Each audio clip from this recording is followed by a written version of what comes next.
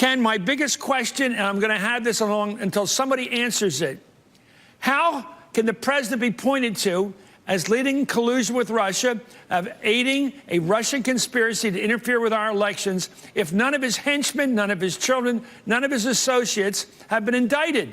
At best, it was a RICO situation where he was giving orders to people to do stuff with the Russians. If none of them were indicted, how can he be blamed? I'm just questioning. That's my big one. They have not charged let's see. Maybe we can help here.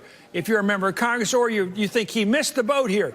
Because we know about the meeting in Trump Tower June of 16. We know about the meeting in the cigar bar with Kalimnik. We know, my God, we know about all those meetings with Kislyak at the Republican convention in Cleveland. All these dots we're now to believe don't connect. Why was there never an interrogation of this president? We were told for weeks by experts, you cannot deal with an obstruction of justice charge or investigation without getting to motive. You do not get to motive unless you hear from the person himself who's being targeted, a subject of the investigation. How can they let Trump off the hook?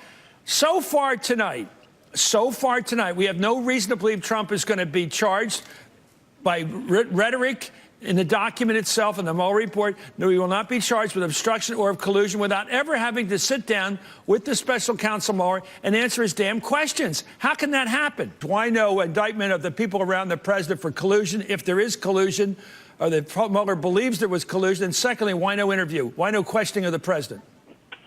Well, in terms of the charges and stuff like that, there are a lot of parts of Mueller that have lived on and will live on in other U.S. attorneys' offices in the eastern seaboard, basically from New York to Washington. So there's still things that are being investigated here. I think you sort of have to look at Mueller and his report as a sort of midway point as these things go forward. And I'm just not Wait a sure minute, I got to stop you there. End. His job is to go to the collusion question. That's why he got paid all these months. That's why he had this huge team. Why dump this at 5 o'clock, close the business on a Friday? That's when you dump stuff you're not proud of. That's when you sneak something through the media. 5 o'clock in the afternoon, close the business Friday for something we've been waiting for 2 years, and they've been working apparently on this report, closing up this report for months now, maybe since August, some of the writing. How can the president be responsible for high crimes and misdemeanors if none of his people are responsible for breaking the law?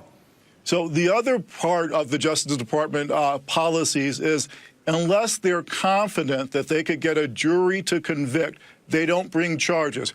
That's higher than the legal standard of probable cause. So it may be that they think that there's sufficient evidence to charge people with crimes, but if they don't think they could get the conviction, they wouldn't prosecute. And that information, that analysis would also be contained. Come on, Paul. A D.C. jury wouldn't convict in these sets of circumstances with all this information about meetings with the Russians and what it would look like to an average common sense juror, and you don't think they thought they could get a conviction?